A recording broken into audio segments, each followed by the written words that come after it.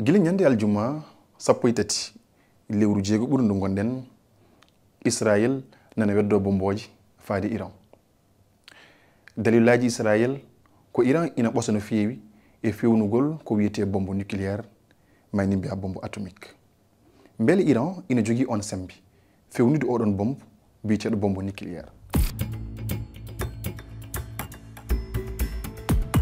Haral leeɓe ina wonde wittiyankoɓe hewɓe nanodiri e nden toɓɓere. Eɓɓande Iran fewnude on bombe nucléaire fuɗɗima ko ina abbo hande ko ɓuri duuɓi sappo kono nden eɓɓande ko suuɗanode. Mbele ndeɗon eɓɓande ina wawi wallude Iran ɓosde no feewi gam dañde oɗon bombe nucléaire. E nder nden yande Iran woɗɗi no feewi aussi e goɗɗon fewnugol oɗon bombe nucléaire sababu nde karalle mabɓe ina wonti e gandal mabɓe. Kono hay hunde hollani wonde Iran ƴetti pellital wadde taɓande mawde faade e yidde jogade oɗon bombe nucléaire sabu Iran koko ɓooyi hollirde e andinde kañum yiɗa jogade oɗon bombe. Kono hande ngalu Iran ina ɓeydi no feewi e nder temedere kala fodde 60 sababu ko wiyete uranium ko hunde wallore fewnude ɗum ɗon ko wiyete bombe atomique. Kono galɗugol Iran sababu nde uranium kañum fewnodirani hay saha goto e yidde ɓe fewnude ko wiyete bombe nucléaire walla jogade ɗum. Ngam fewnude bombe nucléaire ngalu Iran ngu jogi ina foti yaade ha yetto 90 e nder temedere kala.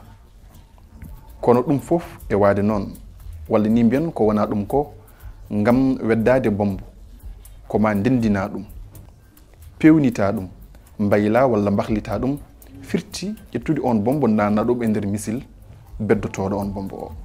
Ete anduɓe hewɓe kolli wonde ngam ɗum wawa latade ina foti yottade hitande walla duuɓi ɗiɗi. Wadde holko saabi bombude Iran hande oɗo saaha mo gonɗen. Israel kañum wi koko yiɗi firtude mani mbiya ittude kala ko faati e bombe nucléaire mo Iran jogi laɓɓino ɗum e aduna he ha laaɓa. Kono ciftinen wonde Iran fuɗɗitima ɓeydude ngalu mum e banggue uranium guila e hitande 2019 caggal nde dow laaɗi dentude Amérique mo Donald Trump yalti e nanodiral patugal e bombe nucléaire mo Iran. Ngal nanodiral ko kañum saabino e nder duuɓi kewɗi ustude mani mbiya kedi wattude hakkille e pewnugol bombe nucléaire mo Iran woni wadde oɗo saaha. So en mbi eɗen tasko battane beddugol bomboji Israel faade e nokkuji ɗo nucléaire Iran woni ɗum yawat. Kono ina moƴƴi gandinen wonde e nder aduna o ina waɗi leyɗe 9 jogiiɗi bombe nucléaire oɗo saaha te Israel ko e majje jeeya hayso tawi ndin leydi jaɓani ɗum ɗon.